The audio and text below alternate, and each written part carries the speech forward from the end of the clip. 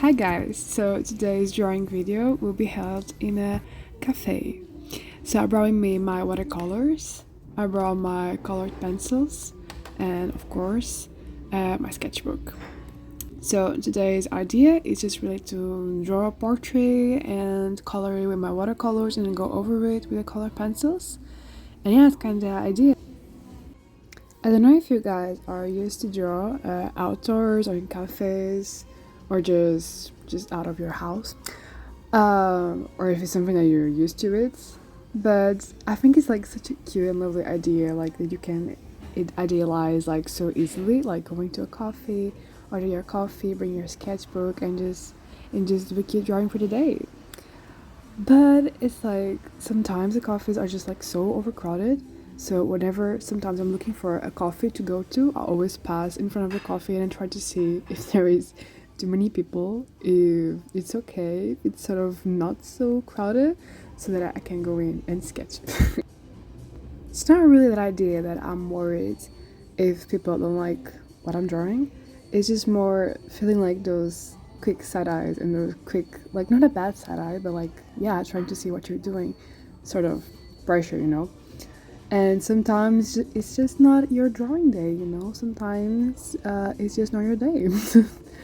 And you just don't really need that pressure. So maybe go to a coffee. It's maybe not the best place if that's the case. But sometimes we don't really know until we start sketching and then it's too late. So what am I saying this? First, I think it's an interesting topic. But this was exactly the day. So this is like, I think you can even say it kind of under, it's like so messy and so sketchy. It's because it has like two sketches that were completely different after this. And I did another sketch to another page, but I just left the page because I just couldn't stand it. Because it was coming such like, it didn't even look like my style. So I was pretty annoyed. And then the people are like passing through you, and I just feel like myself saying internally like, this is not how I draw, okay? I draw better, like I promise. I keep on trying, and this one, it sort of came out okay. I was kind of happy with it, though that I noticed after it that the chain looks like a bit too forward, maybe. She got a big chain, yeah. It's like, but then I just drank my coffee and it was okay. So, but if the thing like of just drawing outside can be a little bit scary sometimes, then something else came up to me when I started to try filming outside, right? Because now I have to like bring my camera and just film what I'm doing. It looks like I'm doing this very important and this very big thing. I'm filming it, right? But no, it's just me sketching. And then plus on already being filming, I bring my tripod with me. So it's like me with this teeny tiny tripod trying to just like put it and settle it, and then trying to set all this up with my camera. Like, I don't know, it just looks like I'm filming this big thing with the tripod and everything. It just makes me kind of I don't know, awkward in the situation. But yeah, I started it with like just my reels for my Instagram page. So like smaller stuff, right? It's like sometimes maybe tops like 5 minutes, so then I just cut it down to like a 20-second reel. But the YouTube video meant that I had to be there filming like for at least half an hour. Yeah, and like my social anxiety was just creeping in, but I did manage it. So I'm kind of proud of myself. So my tips, if you're wanting to also film outside and in coffees, because we have to say it, like it just look really cute and maybe aesthetic, right? Not that this video is very aesthetic because I couldn't just get the angle right, so you just can really see the sketchbook and a little bit of the table. But yeah, my tips is just like sort of start doing it, like start filming it, even if it's just like a very tiny 1 minute that you film it, and then you get like awkward and you just hide your tripod and your phone and you put it all the way in your bag and hide it like never happened. Literally start like that, like if you're, because you do feel like sort of people like looking and judging, not judging, but like, what is that she's doing? And in your head it's just so much bigger than it actually is. And if you just do it a lot of times, it just becomes this very small and irrelevant thing that you're doing. And so That's the advice. I guess it's not much of a big tip, but it's how it went for me. So in this drawing, I'm using watercolor, as you can clearly see it. I don't consider myself an expert in watercolor at all. Like, I usually don't ever draw with it, but right now I'm starting to have like my watercolor classes in painting class, and I guess I'm sort of finally understanding how it kind of works. Like, I mean, oh my god, like such a big part is just controlling the water that you take on your brush. Like, I mean, I knew, of course, it's kind of a basic thing, right? But at the same time, I didn't have the notion of like how much it actually impacts your drawing. And you shouldn't have that much water, but you can have too few, so meh, right? But what? Uh, but yeah, but we have just been drawing objects, so now I've really just wanted to draw faces and people with watercolor too. Like, there are people that do amazing watercolor portraits, and wow, you know. So I just really kind of wanted to try that medium for myself. But I never really did it because I was just afraid. I was afraid of it. Like, and when I did it, it never went well. Like, because the colors always stayed too saturated, you know? Like, I really understand that it's really good for you to just start with like a really unsaturated color. Like, you just put little bits of paint in it, and it's just mostly water. Like, here, I'm doing it so low concentrated, you know? And it's really a good way to do it because you slowly are building this portrait, you know.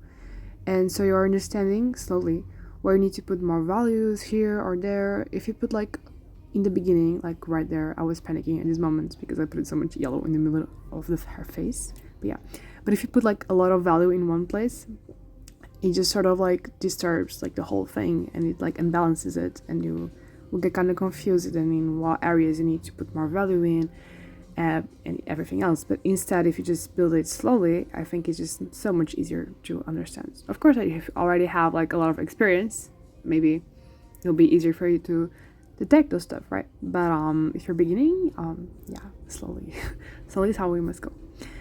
And lately I've just been also so obsessed with like this three color combo, like just red with yellow with the blue. And I think it gives like just this so fairy fantasy vibes, and at the same time sort of natural, and at the same time sort of whimsical, and I don't know, we just got this nice feeling to it. And so yeah, literally lately I've been painting or drawing with these three colors, like constantly. I think it's just one of those stuff that when you just find something that you like a lot and you really love it, and you're like, oh my god, this is like how I want to draw. Just get like obsessed with it, you know, for the next month or so, and then you just gain your obsession. And I guess that's how it goes. I mean, at least for me, at least for me, that's like how my style goes, I guess. But yeah, so I guess it's more interactive. It's keep on changing. It's evolving. Yeah. Well, until I pick like something that I like, which I don't know when will be happening. Because style, right? Oh my god, like that's totally such another convo we can have right now. But I feel like I'm never really happy with it. I mean, I guess that also goes for a lot of people, maybe, right? You're never really happy with what you're doing. But that's not it. It's like the constant search of there is like always this something to add up, and you never, at least I never really know what to focus on. Like, I really love color, but I don't really incorporate that in my style. Like, now I'm sort of trying to.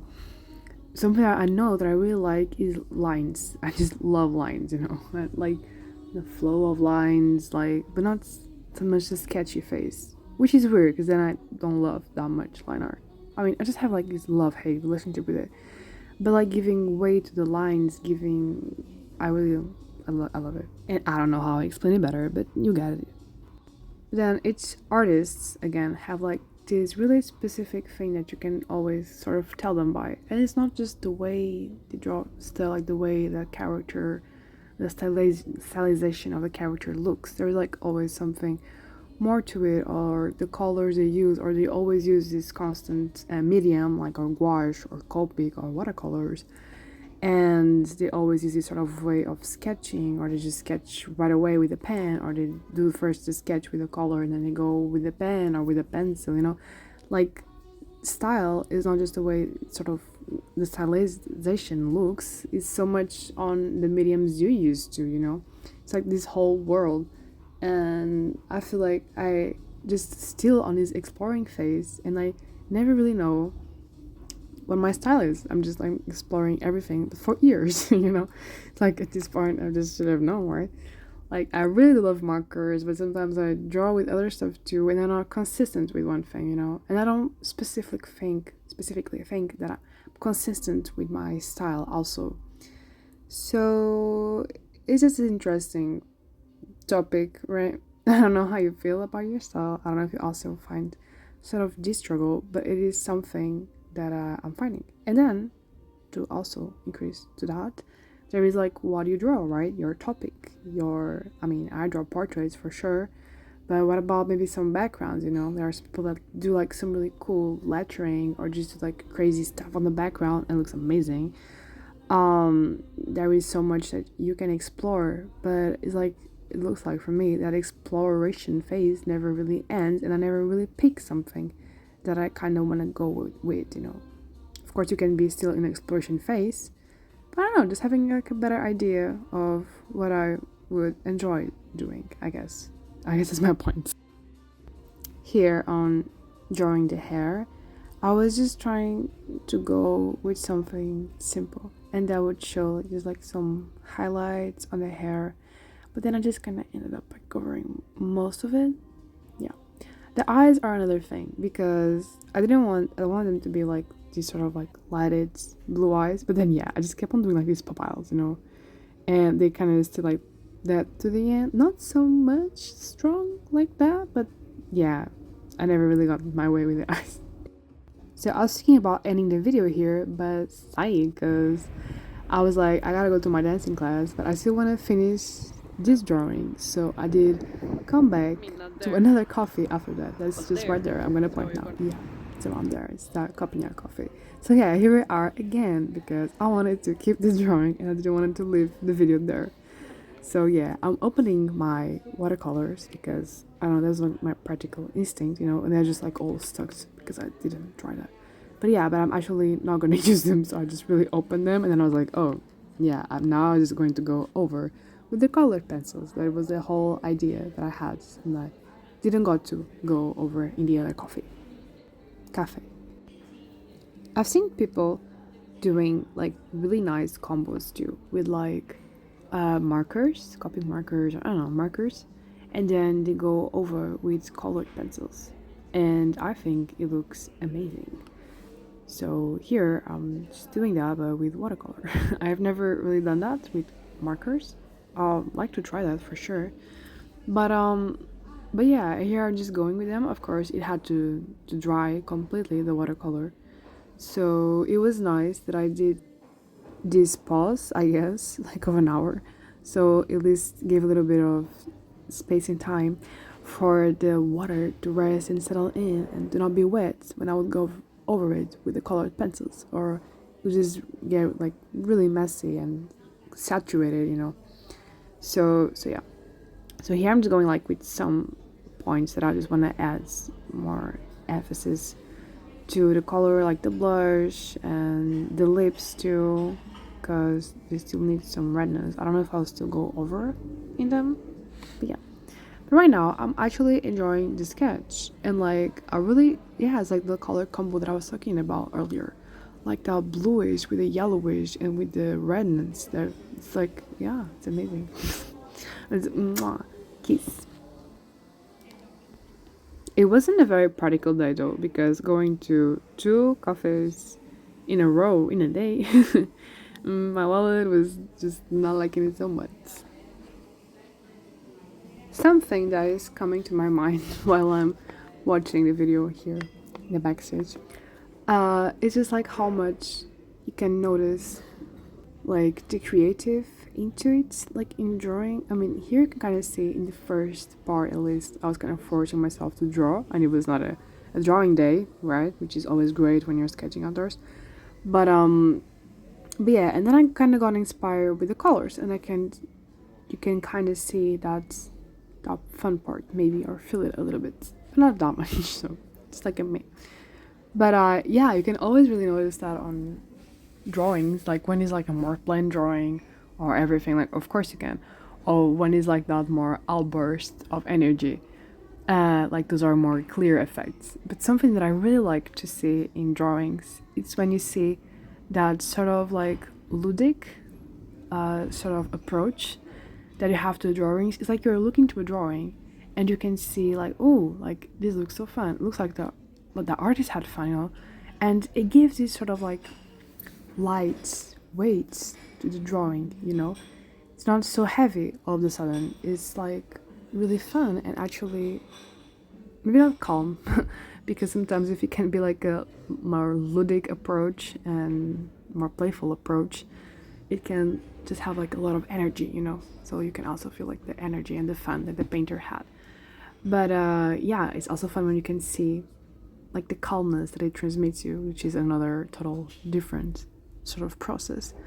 But yeah, here I did have fun with the colors in the end, so I hope that it sort of transmits that vibe. But at the same time, it wasn't a very outburst of energy, of creative energy, this drawing, you know.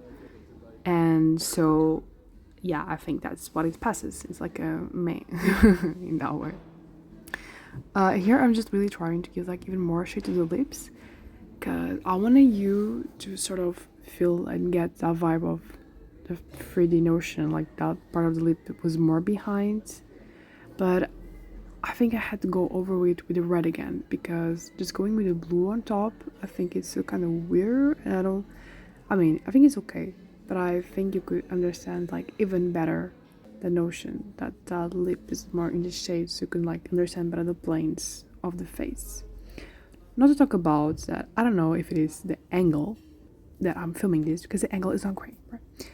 But the face looks like kind of large, right? Like in that first part, like I think she has like just a way too big forehead, but never mind. It's late.